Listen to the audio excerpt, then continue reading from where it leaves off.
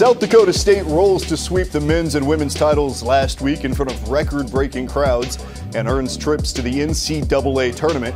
We'll show you the highlights from those championship games. Plus, South Dakota State's men will face former Jackrabbit head coach TJ Otzelberger and his Iowa State Cyclones, while the women head west to Spokane after earning the 12 seed and will face Utah. They could be set up for a rematch with Gonzaga.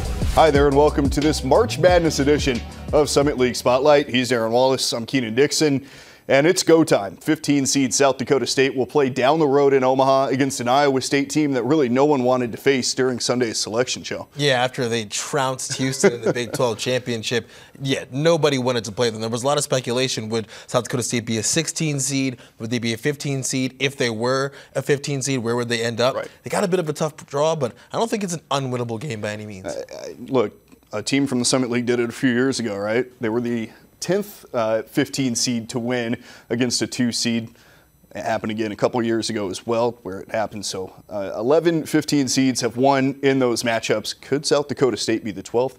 We will find out. There is an interesting note. Iowa State head coach TJ Otzelberger coached at South Dakota State from 2016 to 2019, took them to a couple NCAA tournaments.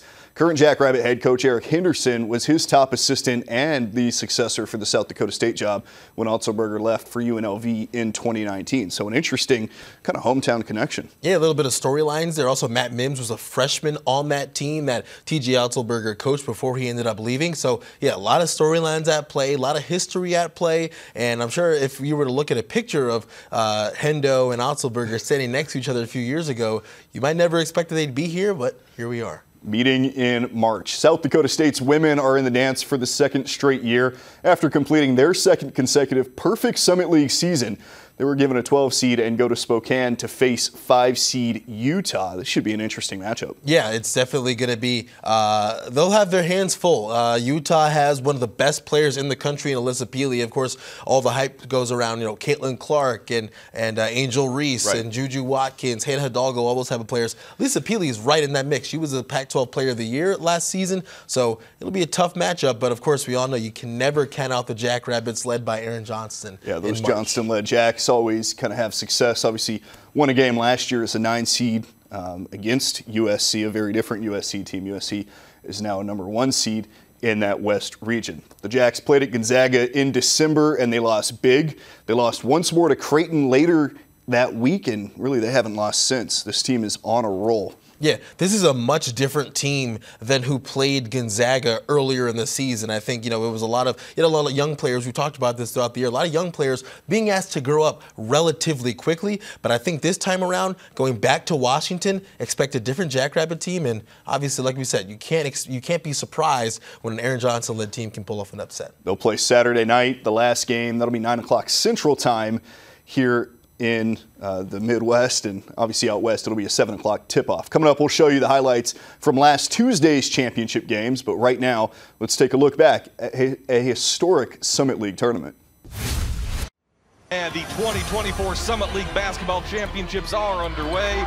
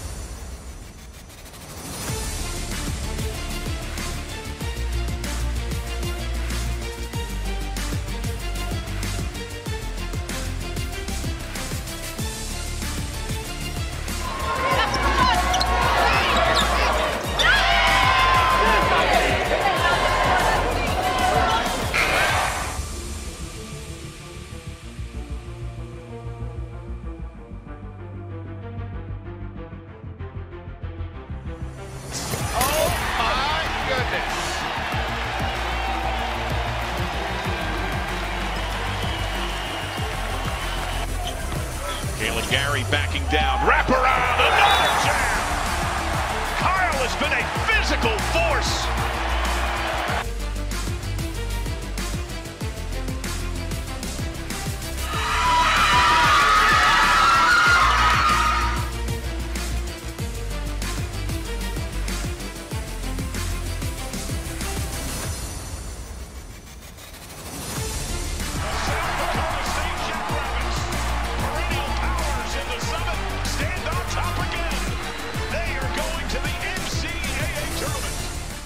Here's how the South Dakota State men got to the NCAA tournament. Navigating through a tightly contested league season, the Jacks won the regular season title with a 12-4 record in Summit League play. They rolled through the Summit League tournament, dominating Oral Roberts by 16 in the quarterfinals and holding St. Thomas to just 49 points in a 10-point semifinal win. Championship Tuesday arrived and a hobbled Tommy Bruner-led Denver from the 7 seed to the cusp of March Madness behind 2 gut-wrenching wins over Kansas City and Omaha. Roll the tape. 8,268 fans packed the Denny Sanford Premier Center for the 7-1 matchup. South Dakota State used that energy to jump out to an early 22-5 lead behind 3 William Kyle III dunks that electrified the Jacks. The 3 ball was working for Zeke Mayo, who had a couple early. Denver had much of the opposite, hitting just 2 of their first 12 attempts from the field. The Pioneers were able to cut the deficit to 14 at the turn, trailing 37-23. The second half started, and it was much of the same as the first half, with William Kyle III dunk getting the Jackrabbits going. The Jacks would take a 23-point lead near the under 8 before Denver started to put something together. A 9-0 run over the next few minutes pulled the Pios within 12. Jackson Brenchley hit some big shots and was able to cut the deficit all the way down to 5 with a minute to play, leaving many holding their breath. South Dakota State did something that is imperative in college hoops in March and hit their free throws down the stretch, securing the win and their second March trip in the last 3 seasons. William Kyle III recorded his 5th double-double of the season with 15 points and 11 rebounds to earn championship MVP honors. Zeke Mayo and Luke Apple added 16 points, while Matt Mims and Kalen Gary added 11 points apiece. An emotional William Kyle III and his father, William Kyle Jr., shared a moment after the final buzzer sounded. They supported me so much since I really wanted to focus on basketball. So first people I thought of, just find my parents, give them the biggest hug I could. It's a dream come true. It still feels like a dream. I mean, it doesn't feel real. Just to be here with the guys and with my parents, my family. I got a great support system as well. Everybody at home, I love you. I love you guys. Thank you for supporting me. I'm just super happy, super happy. The 76-68 Jackrabbit win is their 7th Summit League title in program history, a perennial power in this league. Obviously, last year was Oral Roberts' year, but the Jackrabbits are back on top. Yeah, and I mean, you were right. People did have to hold their breath in the arena for a little bit when Denver was able to cut what was seemingly an insurmountable lead down to just 5 points. And you said it, though. Jackrabbits able to hit their free throws at the end. It's crucial in the postseason because you give a team hope, you give a team life. You got players like Jackson Brenchley who are seniors. They kind of realize in those final moments, like, this could be my last game in this uniform. Could be my last organized basketball game ever in my life. And Brenchley there down the stretch, I mean, he started to hit some big shots. He was the leading scorer for Denver. Ended up shooting 4 of 5 from 3. He's a good shooter. But I mean, he was really starting to feel it at the end and ultimately led that Pioneer run. Huge credit to South Dakota State for being able to hit their free throws, ending up with the huge win. Like you said, 2 out of the last 3 years, they're going dancing. And this is a special program that Eric Henderson's got. Eric Henderson is building in Brookings. Obviously, you know, it started with a good culture there before he got there. But if you ask him, I mean, in just 5 seasons, he's been able to do so much, and he's one of the most humble guys. He'll say, you know, it's not about me. I got good players. They make me look smart. And it's true. This is a Jackrabbits team. They're winning 8 straight going into the tournament. They're hot right now. They might be a 15 seed. Iowa State might be the hottest team in the country, according to a lot of people. But I think, you know, like they always say, you got to play the game, right? And something that's so compelling about that matchup is that they're playing just down the road, right? And Iowa State obviously kind of has that border state advantage as well, but this is an opportunity. You're not having to go to Brooklyn. You're not going to Memphis. You're not going to Salt Lake City. This is an easy drive for Jackrabbit fans to make. Yeah, and if there's one thing about Jackrabbit fans, they travel. No matter where it may be, they will show up and they will support their team. But as much as they support the men, They support the women who back-to-back perfect seasons in conference play. They run through the tournament again, and they got to the championship game. The championship we all expected, that we all wanted, and we all got SDSU versus NDSU, round 3 in a heavyweight fight. Let's take a look at how they did it. It was a grind in the first half, a few scoreless stretches in that first half for both the Jackrabbits and the Bison. But South Dakota State thought they would go into the break with a 5-point lead. Heaven Hamling's prayer is answered just before the halftime buzzer to make it 22-20 Jackrabbits going into halftime. Then back and forth we go in the third quarter. Both teams exchanging buckets, exchanging blows, changing leads. Elle Evans and Avery Conan would give the Bison leads midway through the third quarter. But Paige Meyer would hit a big 3 to give the Jacks the lead right back. Then Hamling would cut the deficit to just 1 with 6:32 left to play in the fourth quarter. But then in typical Tori Nelson fashion, she comes through when her team needs her the most, going on a solo 5-0 run with a huge corner 3 to ultimately put the game out of reach. And the Jacks punched their ticket with a 67-54 win over the second-seeded Bison. It's the year of the Jackrabbit, Keenan, the 12th tournament appearance in the Division I era for the South Dakota State women. Aaron Johnson, we talk a lot about him, and it's justified. But I think it's time to start talking about him as not just one of the premier mid-major college coaches. I think you got to make an argument that Aaron Johnson is one of the absolute best college basketball coaches in the country, regardless of men or women. It's incredible what he has done in that entire time. I mean, being there from the D2 transition to Division I, continuing that success at the Division I stage. I mean, South Dakota State has had no shortage of success on the women's side. It's shown over the years. The support that they have as well is massive. Ultimately, that women's tournament coming out to be the 4th highest attended women's tournament in the country. I mean, above many power conferences as well. So it's a testament to what has been built culture-wise, not just at South Dakota State, but across the state of South Dakota. Yeah, it's a basketball state for sure. I mean, for both the boys and girls in high school, the men and women in basketball, South Dakota State, South Dakota. I mean, there's a ton of basketball talent, a ton of basketball love and appreciation in this state. It shows every year around this time, and they especially show out for their women. And it's only going to get better because I know we've talked about it before. I especially have talked about it a lot. With that class coming in next year for South Dakota State, I'm really excited to see what the future holds for the Jackrabbits, because even in a year with all the injuries and adversity and, 8 or going down to 7 scholarship players at one point, for all that and to still end up as a 12 seed in the NCAA tournament, not missing a beat, another season over 20 wins, and going into a matchup with a very winnable game in that 12-5 seeding. I mean, just got to tip your cap to Aaron Johnson and that South Dakota State women's basketball program. They are just the standard every single year. And it shows the respect that the national committee has for the South Dakota State program. Despite all the injuries, we know that sometimes those injuries can knock you down a peg in the seedings, but they were still 12 seed, confident in that going into the tournament. And like you mentioned, that 12-5 matchup, that's probably the most picked upset that you'll see on a bracket, right? Yeah, especially when I think people are starting to get familiar with, well, you see South Dakota State on the women's bracket, just pick them, just because why not, right? Coming up, we will preview the NCAA tournament matchups for both South Dakota State programs right after the break. From the first shot to the final buzzer, don't miss a moment of the Summit League basketball season. Midcoast Sports Plus is the streaming home for all your Summit League teams. Subscribe today for exclusive content, expert team analysis, complete game coverage, and every single minute of Summit League action. Subscribe and watch at midcoastsportsplus.com. Welcome back to this March Madness edition of Summit League Spotlight. Darron, Wallace, Kienan, Dixon.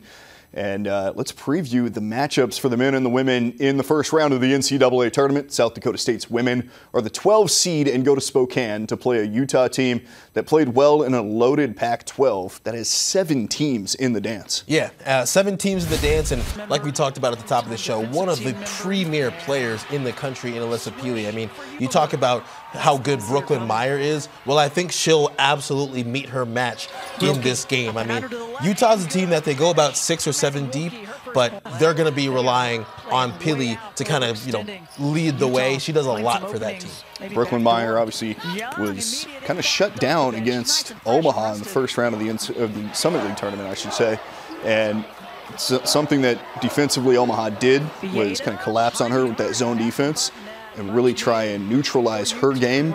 It'd be interesting to see how Utah attacks her. Yeah, I think one thing that you could also see, Utah, not the worst shooting team, but I think in terms of one way to really force a team to have to make some decisions, if you want to play inside, you want to play outside, is Aaron Johnson sprinkled in a little bit of zone this year at various points throughout the season. And especially when you're down to as few players as he has, sometimes foul trouble can really, really get to you. It's tough to rebound out of a zone, which is something that Utah is really good at. And of course, Pili herself is really good at, averages over 6.5 per game. And Kennedy McQueen, she also averages over 4 rebounds a game. Another big player for Utah, Jenna Johnson, she averages over 5 rebounds a game. So they crash the glass, Utah, and that could be an issue if you decide to go to that zone, but it does allow you to keep Alyssa Pili, who's really dominant, really versatile player, but she likes to get a lot of do a lot of her damage inside the paint. So if you force Utah to become a jump shooting team, I think that's one of the strengths that South Dakota State could find. You also keep yourselves out of foul trouble because, again, what does Pili like to do? She likes to play inside, and when you're banging bodies inside, can lead to a lot of fouls. And Brooklyn Meyer did have a little bit of foul trouble in the Summit League tournament, especially with teams going at her and attacking her. And that's one thing that Utah does really well, is when they know that inside you don't have anybody that can stop Pili one-on-one. I mean, there's not many that can do it. But when they know you can't, they're going to force feed her. They're going to attack you. It'll be up to Brooklyn to be able to play without fouling. And also Tori Nelson's going to have to get involved too, because I'm sure Aaron Johnson's going to be sending doubles, various junk defenses at her to kind of get the ball out of her hands.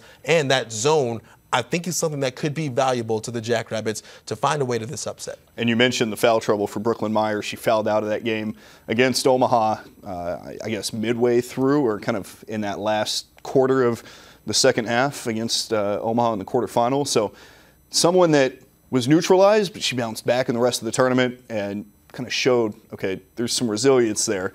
And obviously they still have Paige Meyer, right? The other Meyer on that team that went off for 24 points in that quarterfinal win. So they have pieces around them that can still make something happen. Yeah, of course, like you mentioned, Paige, tournament MVP, they go kind of as she and Brooklyn go, and I think Paige will be just as big as Brooklyn in this matchup. But I think you also saw Brooklyn literally grow up kind of right in front of our faces. Again, she did struggle against Omaha. I think even she'll admit that.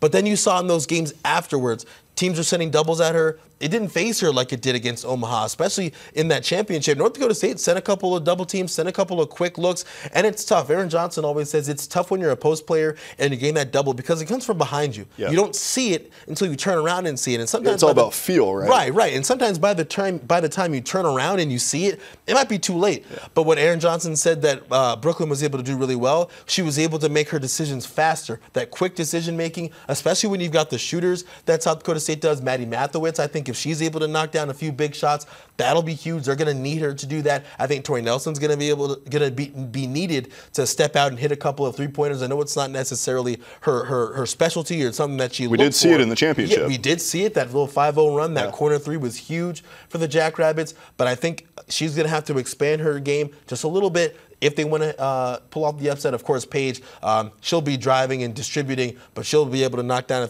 a few threes as well. So what this game comes down to ultimately, I believe, is how much can you limit Alyssa Pili? Because, I mean, she's a 20-point-per-game scorer. That's really, really tough to do in college. But if you're able to limit her in any capacity, I mean, even if she gets 20, you got to keep her at 20 because she's that type of player. I mean, she went off for 37 against South Carolina, the #1 team in the country, the #1 overall seed in the tournament. And that's a team that South Dakota State played. They struggled against them. So if Pili is able to do that against South Carolina, you're going to have to really come up with a solid plan to limit her. But if you're able to do that, I mean, the rest of the team offensively, I mean, their second leading scorer on the team, Gianna Neepkins, she's out for the season. She only played in 8 games this year. She was over 17 points per game until she got hurt. So that's a huge loss for Utah. They were still a really good team this year, but I think you have to cut off the head of the snake. And if you can do that, everything else will crumble. And South Dakota State's team approach ultimately, I think, can be the difference maker in this game. You got to get contributions from Paige and Brooklyn, of course, but I think it's everyone else stepping up. Can Tori give you, 8 to 10 points? Can Maddie Mathowitz give you 10 to 15 points? I think if that happens, the Jackrabbits will be dancing for at least one more day.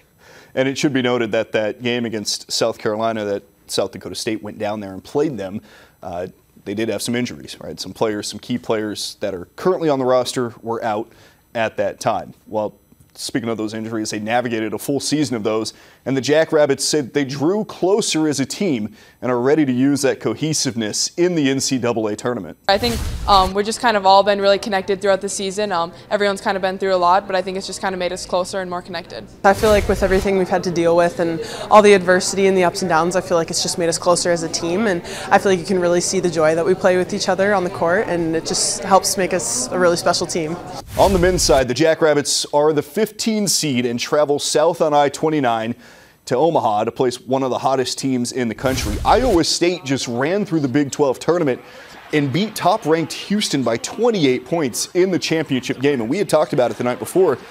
Kelvin Sampson in March, I mean, this is a team, a Houston team that was really good the last couple of seasons, hasn't gotten it done all the way through to win the national title, but Iowa State just kind of exposed them. Yeah, Iowa State really took it to them. I don't think anybody expected that. I remember I was looking at the scores. I saw it was 17-11 Iowa State at one point. I thought, okay, Iowa State's getting off to a good start. What does Houston say? I stopped looking. I look back. It's a 25-point lead. And, I mean, this isn't like, Iowa State is some sleeper team. Iowa State's been really good all year. They were top 10 in the AP poll going into that game. They've been good all season long, and Iowa State did beat Houston the first time they matched up in Ames, Iowa.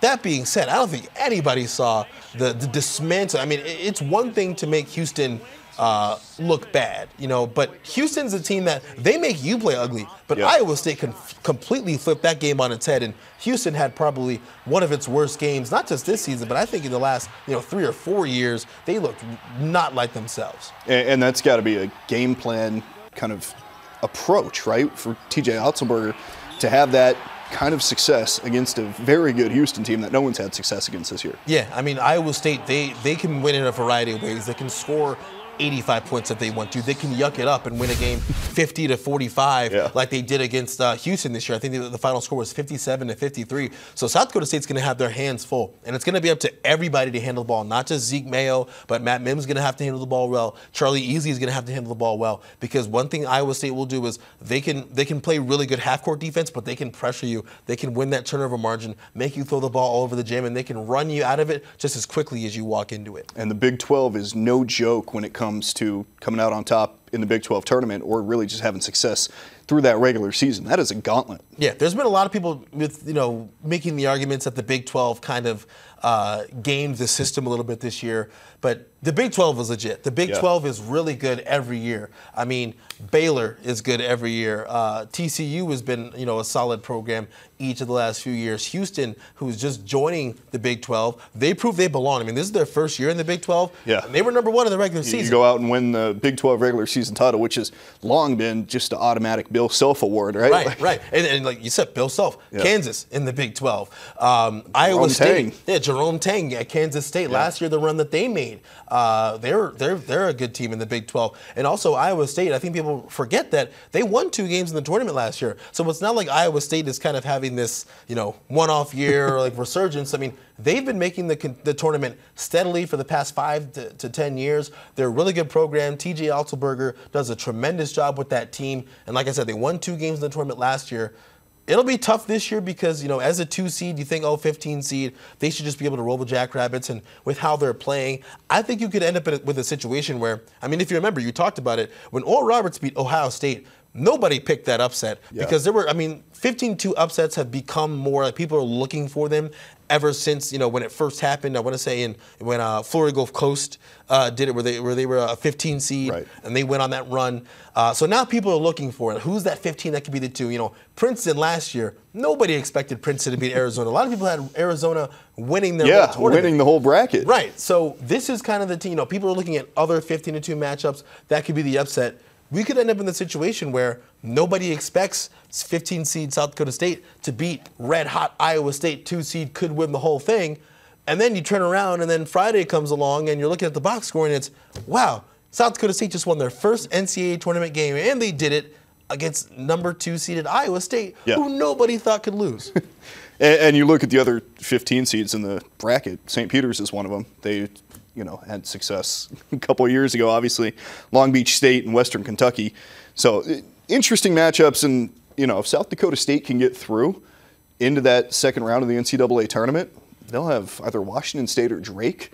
So it could be another team from Iowa playing against South Dakota State. Yeah, and like we said, if there's one thing Jackrabbit fans will do, they will travel, they will support their team, so they will be there. I'm not going to say that it's going to feel like a home game per se for South Dakota State, but if there was anything close to it, I mean, it'll be pretty pro Jackrabbit in Creighton. So I can't wait to see. I mean, again, it's not an unwinnable game. I know that sounds easy to say, but I mean, nonetheless, it's a 15 seed versus a 2 seed. They're seeded like that for a reason. Nonetheless, it's not an unwinnable game. I really think the Jackrabbits have a great chance. You got the Summit League Player of the Year and the Summit League Defensive Player of the Year. You're winning 8 straight coming into the tournament in a Summit League that on the men's side was really competitive. Incredibly. Everybody was going punch for punch, blow for blow.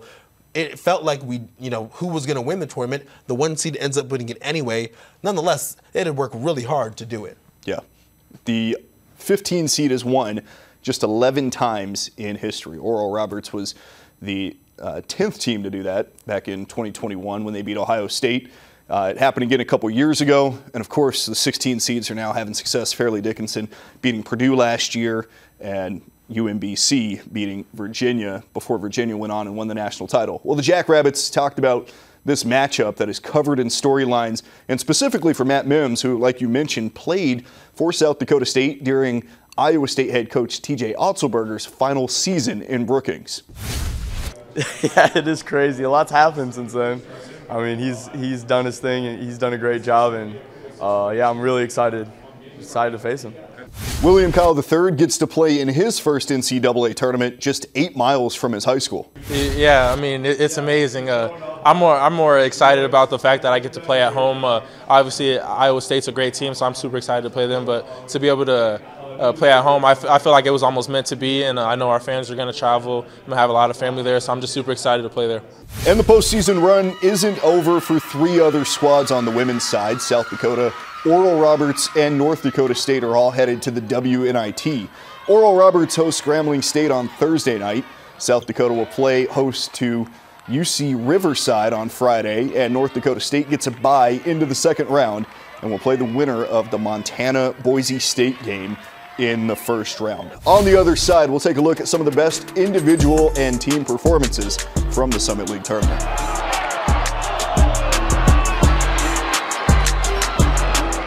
From the first shot to the final buzzer, don't miss a moment of the Summit League basketball season.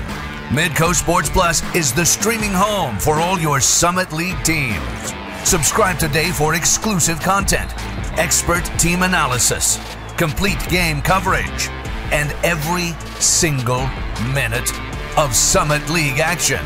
Subscribe and watch at midcoastsportsplus.com. Well, some great performances highlighted the Summit League tournament, and unfortunately, they normally don't get celebrated if it ends in a loss. We are here to shine some light on those stars who stepped up on the big stage. Denver made a run on the men's side from the 7 seed to the championship game, and although they lost, those 2 wins they earned were hard fought. In a late-night thriller, Isaiah Adeoankra hit his 3rd game-winning three-pointer of the season with a few seconds left to knock off the 2 seed Kansas City 61-60. It's a blessing, man. I was struggling, but my teammates, my coaches, they kept uplifting me. I went through some struggles in my games lately, and they just kept me encouraged. And God, I just kept praying to God, and it happened again. And I'm too excited right now. I'm sorry. 24 hours later, Summit League After Dark struck again when Frankie Fiddler brought Omaha back from down 9 in the last 2 minutes to beat 3 seed North Dakota.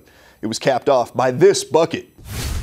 Switched out on Kolovic with 5, spinning, got it! 3.2 seconds left. King goes from half court for the win. No, the Mavericks a 10-0 run to knock out the 3 seed. The all-tournament selection had 34 points and 10 rebounds in a game for the ages, playing in all 40 thrilling minutes. And for the 3rd straight night, the late game provided great hoops. And this was the semifinal between Omaha and Denver, and Frankie Fiddler versus Tommy Bruner lived up to the hype, Fiddler finished with 27 points and 8 boards, while Bruner led the Pios to a victory with 23 points to become the first 7 seed in 19 years to move to the championship game. There was a lot of times off the court and not during the game that we won, and we knew it would pay off. So those losses, helped us grow as a team. And I think we got tired, but we stick together. And when the game was over, we stayed together. We didn't point any fingers, and we just found a way to still win those days and just keep going and keep moving forward. And what a thrilling men's tournament that was. I mean, we kind of expected it coming in because of how competitive it was all year, but I don't think we expected kind of those late night games to be as exciting as they were. Oh, it was the talk of Twitter. Summit League after dark. Step aside, Pac-12. No, but it was really great basketball. I mean, just from top to bottom. I think also one of the best moments and one of my favorite calls from Brian Shaw, the block by Isaiah Carr on that against Kansas City for Denver. I mean, does it get any better than that? I mean, and that team, they were so together. They were so connected. We didn't know what type of Denver team we were going to get. I mean, they almost ended up in the play-in game. They were kind of, just for lack of a better term, they were kind of spiraling down the end of the regular season. But huge shout out to Jeff Wilburn, huge shout out to Tommy Bruner, who on a bum ankle was giving it everything he had out there. I mean, you got to give him credit and a ton of respect for just showing up every single game. Didn't make any excuses. I mean, you talked to him after the game. Didn't bring up his ankle, didn't bring up any injuries, just, hey, we're working hard, we're sticking to the process, we believe in ourselves. And also, shout out to Jackson Brenchley, who, in his last season came to Denver and I mean, really, you talk about glue guys and how they can change a team, change a culture. What he did at Denver this year, I mean, they had one of their best starts to their season in recent history, and then just went on an incredible run in the postseason. You could tell that he was giving it every last thing he had. I mean, you could kind of see just in that, especially in that championship game, he could feel it. Like this could be it for me. I'm going to go out and give it everything he had. He was knocking down step-back threes. He was hitting everything. So huge shout-out to Jackson Brenchley as well. But even just that whole Denver men's program over there, the Pioneers, they could have something special in the future if they're able to keep some of that core together, because they'll have some of those guys back from this team, and they should be dangerous in the future. And that's important experience, too. I mean, like you mentioned, they were one of the top teams through the first half of the Summit League season, and then had that big win over South Dakota in the game of the year, and then struggled after that. They won just 2 games after that incredible double overtime win, and after that, they said they figured it out. Like you mentioned, Tommy Bruner, no excuses. It's just, let's get back to the drawing board. Let's see what's going to work, and if it doesn't work, we'll try again. And it worked when they needed it to work in the Summit League tournament. Yeah, and he talked about it. He said what you saw was the losses, but what you didn't see was the growth, the overcoming in practice, the working hard every day. And he's right. I mean, we don't see these guys in practice every day. So, again, huge shout out to them. Testament to Jeff Wilburn getting his guys ready to play. Unfortunately, doesn't end in dancing for them in the tournament, but still an impressive performance, an impressive showing by the Pioneers nonetheless. And that really is the man in the arena, is going to be the one that knows what's happening, right? Frankie Fiddler, another player who was a star on the court throughout the tournament. Big performance after big performance for Omaha. Unfortunately, ending in the semifinals against Denver in that thrilling game. Yeah, I mean, Frankie Fiddler, every bit as good as advertised. Yes. I mean, I remember at the beginning of the season, through the first two and a half weeks, I believe he was averaging over 30 a game. Yeah. I mean, that's just how good this guy is. This kid is box office. He's a Power 5 caliber player. I think he's that good. Yeah. I think he could make the NBA. I think he's that good as well. I mean, he's every bit of 6'6", maybe even 6'7". Yeah. Got a good frame. Can score inside and out, can get his teammates involved when needed, can score from all 3 levels, inside at the rim, from that 12 to 17-foot range. Elbow jumper. Yep. And can step out and knock down a couple of threes. I mean, Frankie Fiddler is every bit as good as advertised. He's the real deal. Impressive stuff. And, again, that battle between Omaha and Denver could have gone any which way in the final moments. Obviously, advantaged Denver on this occasion, but I joked about it earlier in a couple of episodes ago. But I know there's some alternate universe somewhere where Omaha maybe ended up winning the Summit League tournament. And who knows what could have happened if we got Frankie Fiddler in the NCAA tournament? That's a name that would sweep the nation for sure. Yeah, get to the second weekend, and who knows? Again, we could do that with all these teams. The women's tournament had great performances, with number 2 seed North Dakota State being led by Heaven Hamling and her 25 points and 8 rebounds in a dominant quarterfinal win, 72-60. It's so special. I mean, we got so many young people that just play so hard and so efficiently, and it's so awesome, and I'm so happy to be part of it for my last year, and it's so much fun being in the locker room, being on the road. It's something special. Omaha didn't beat South Dakota State in the quarterfinals, but they looked like they could at times. Much of that was done by their hounding zone defense that collapsed on Brooklyn Meyer and held her to just 7 points while forcing 20 Jackrabbit turnovers, uncharacteristic for Aaron Johnston's squad.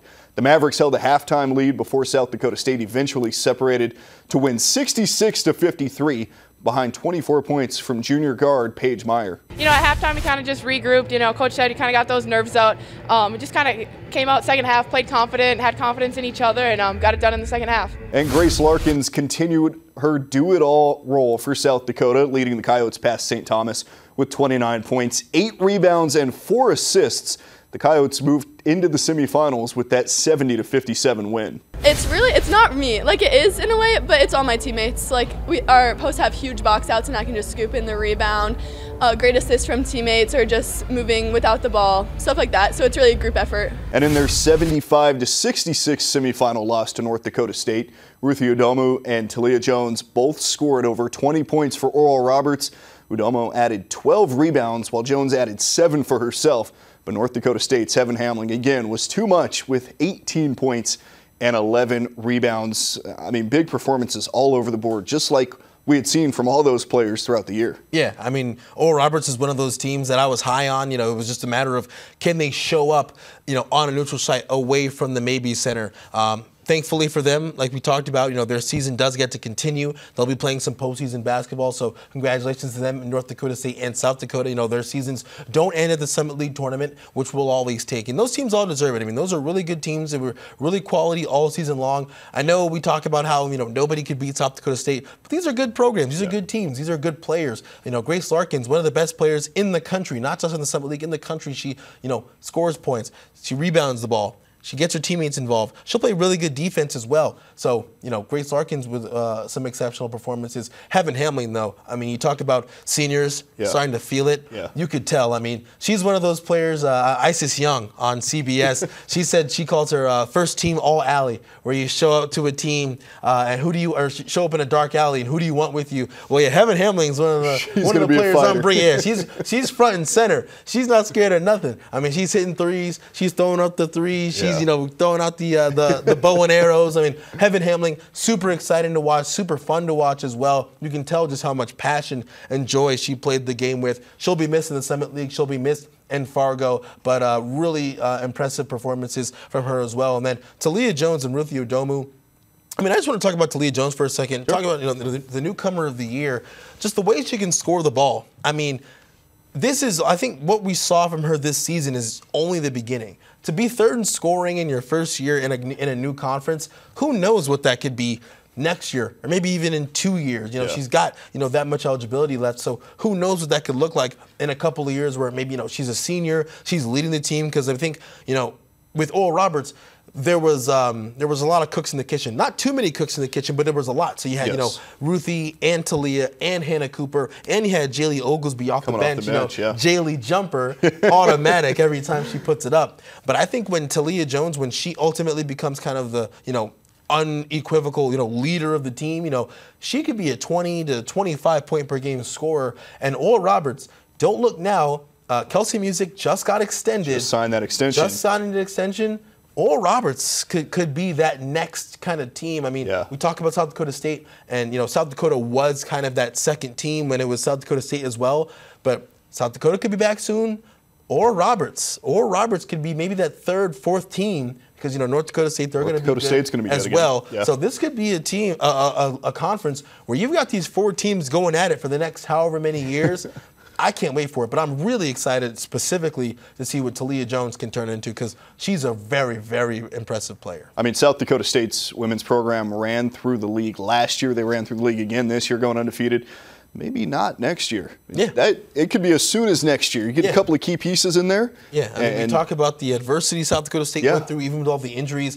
You could have everybody back next year, and I still think that I would be shocked. It's not a slight to South Dakota State in any way. I'd be shocked if they ran the table again, because every other team in the Summit League is going to get better just like they are. They're just elevating their game day after day, and North Dakota State gets a big boost by getting to that Summit League title game, especially after losing last year as a 2 seed in the quarterfinals. So no upsets this year, right? It kind of goes chalk, and South Dakota State comes out on top. An incredible season wrapped up in the Summit League tournament. Again, big attendance numbers. Overall attendance was a record by a very large margin, up in the high 70,000 fan range. Don't know the exact number there, but another show of success here at the Summit League tournament. And now we get to look forward to March. I mean, March Madness. This is what it's all for. Yeah, there's nothing like it. And I just, before we move on, I just want to say on behalf of Midcoast Sports, obviously I am the Midcoast Sports representative on this show on the Summit League Network, but I can't thank yourself, obviously, Josh Fenton, Mindy Kay, for all that you guys do over at the Summit League office. A huge thank you on behalf of Midcoast Sports to the Summit League, because this partnership in its first year, I think, has been very exciting, very fun, and who doesn't love basketball season? I mean, I think this is what the Summit League is all about. Everyone talks about, the conference as a whole, but I think basketball season is what really people start to talk about it. I mean, Jeff Goodman came for Media Day, and I think that just goes to show you the notoriety that the Summit League is gaining. And us here at Midcoast Sports are just happy to be a part of the journey. So thank you to you, Kienan, and everyone else at the Summit League office for all that you do, and looking forward to more years of this partnership. And I think this first basketball season of us working together, albeit not quite over yet, it's been successful, and I can't wait to see what it turns into. Hopefully a few more games. And I mean, look, we have the 2 teams in the NCAA tournament, 3 teams in the WNIT. A couple years ago, look, South Dakota State ran the table in the WNIT, and they won it. Maybe North Dakota State, maybe South Dakota, maybe Oral Roberts could do that. And of course, maybe another win for South Dakota State women, and a first win for South Dakota State men in the NCAA tournament. We will be tuned in and covering this whole thing as we kind of go along. He'll be in Spokane, I'll be in Omaha, and stay tuned on Summit League Network and all the social medias. It's been a ton of fun. Yeah, it's been a good season. Hope we made it exciting and fun for all of you to follow, because I certainly had fun with it. Yeah. Let's do it again next year, shall we? Absolutely. Yeah. He's Darron Wallace. I'm Kienan Dixon. This has been Summit League Spotlight. We will see you at the NCAA tournament.